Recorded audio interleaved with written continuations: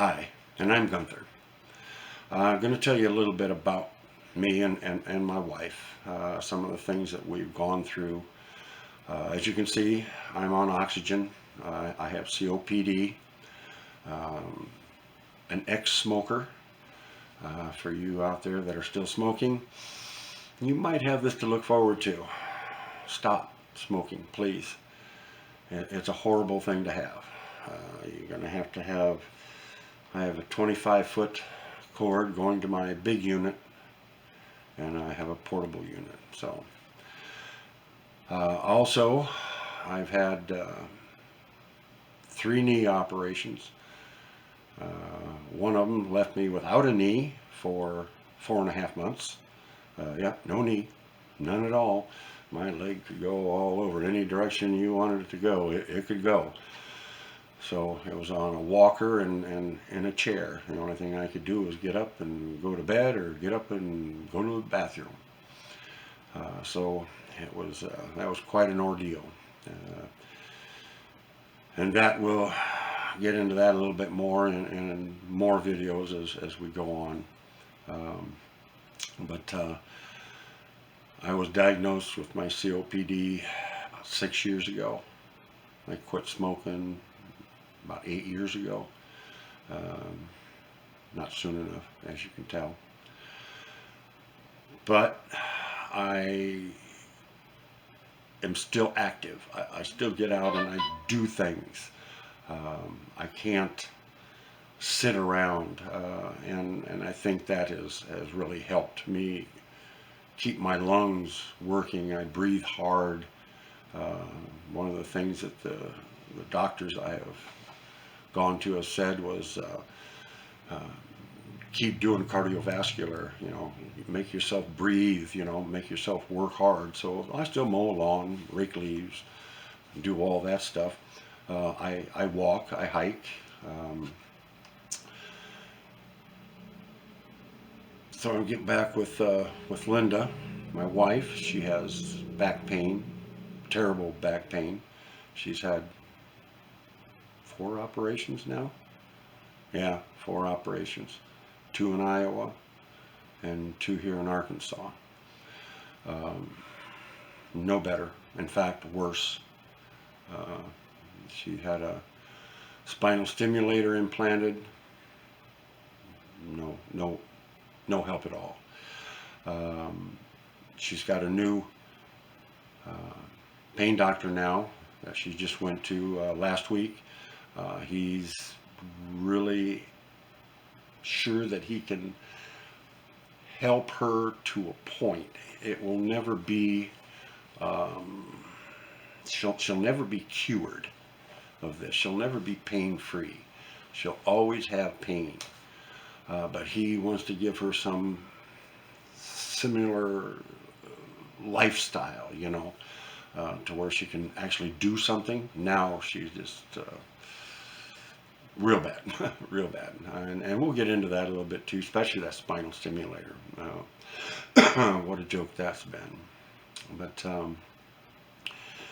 she does what she can. She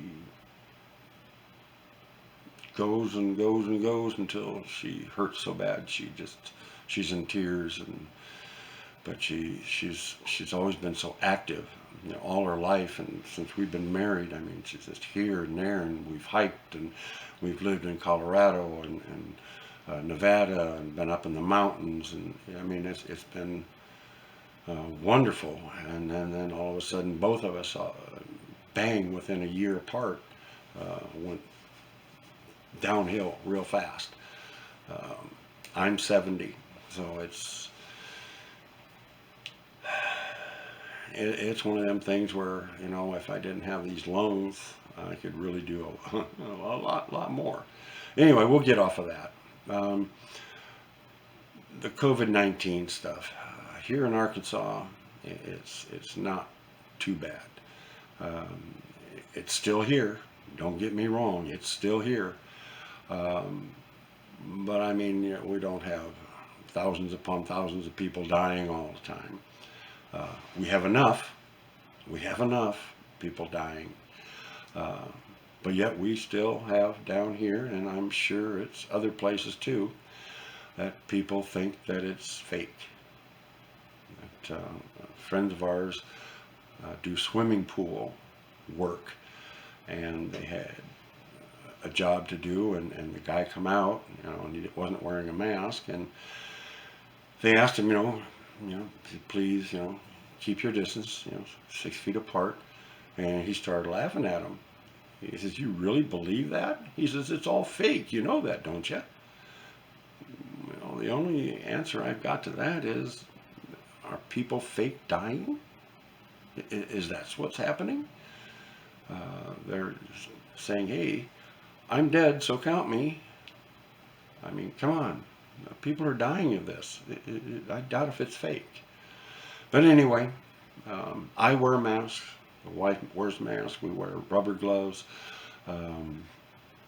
We do the social distancing. Yeah, we see some friends every once in a while, but it's from a long ways away, and we wear masks.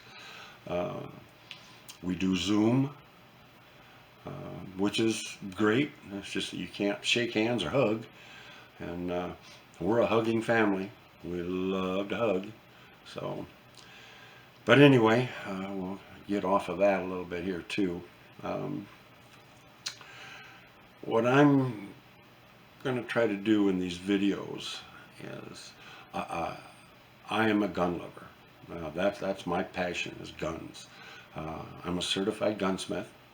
I don't do it anymore. I don't have my FFL, my federal firearms license, mainly because with the solvents and the bluing and stuff, my lungs just do not like that, and I'm not going to push them, to accept that stuff. So I let my FFL go, but I still do black powder. I can do black powder. You don't need a federal firearms license to work on black powder, or even to sell black powder arms. So I still do black powder. I also do fishing reel repair. It kind of goes hand in hand, I think, with gunsmithing. Take things apart, fix it, oil it up, grease it up, clean it. I believe those two are one and the same. I love it. I think it's great. I also do walking sticks. I make walking sticks. I'm going to get into that a little bit more as the videos go on. I believe I've got a video and maybe a couple of pictures of walking sticks that I've been making. I do nickel silver inlays for the scroll. I do fine silver, it's called. The ribbons is pure silver. I just love working with wood, so that kind of helps me, and with the walking sticks, and with being able to do something, having something to do other than just sit. So that's some of the things that we're going to be talking about. But another thing I want to get into is some of the hunting problems that people have been running into. Up in Iowa, years ago, they were going to do a dove season. And one of the people, I believe, he was on the Game and Fish, and he was receiving death threats because he was for having a dove season. And then somebody else on the board was getting death threats, and so they didn't have dove season. They do up there now, but to go on with it, I kind of follow this gal, Joanna Claremont. She's a French gal. very nice looking young lady. She does modeling for hunting clothes, but she's a hunter. I mean, she deer hunts and duck and whatever, and grouse and stuff. Um, but she's got death threats now. I guess what I don't understand is you don't want people to kill a duck or a deer, but you'll kill a human. To me, that don't make good sense. Um, I have a long heritage here in the United States. My great-grandfather crossed the Dakotas in a covered wagon. He traded ponies with the Indians. My other grandfather panned gold for a living in the Black Hills. Uh, how do you think they lived? They hunted and fished. My grandpa told me, my great-grandpa was talking about how many buffalo and stuff that there were around back then, which there aren't a lot now, thanks to the man that goes out there and just kills them for their hides and then leaves them lay. But anyway, we'll get off of that. That's another video later on. So I feel I have the right to hunt and fish. I do not have the right to poach, and I will turn in any poacher that I see. I have the hotline programmed right into my phone. That I don't believe in. But hunting and fishing, that is a right that we have as people here in the United States. So that I will defend to the end.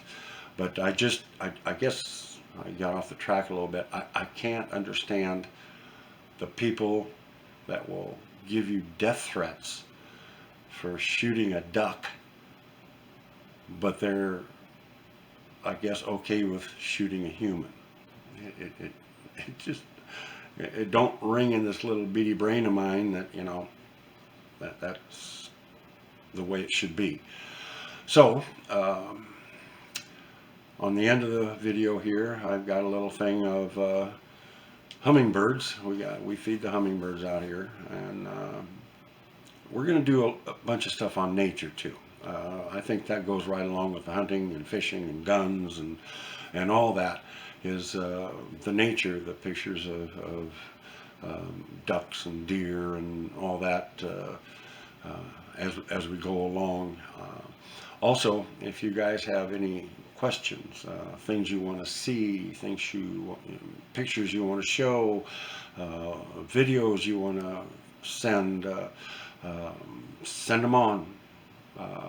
If there's questions you want, you know, comment, write them down in your comments, and let's talk about them. Let's get something going here for hunting and fishing and keeping nature alive and getting stuff for our young people. I'm hoping this will also help some of the older people that thought maybe they couldn't hunt anymore or whatever for some reason, but I'm gonna go out and I want to go squirrel hunting. I haven't found a place here in Arkansas to go squirrel hunting yet, but I'm going to go squirrel hunting, and I will video some of my hunting. I will video some of the fishing and stuff, and hopefully I'll get something to so it'll be worth videoing. But I'm kind of new to this, so come along with me and let's see what we got. Tell you that we pray for everybody every single day. So be safe out there. Please, please, people, be safe. Bye-bye.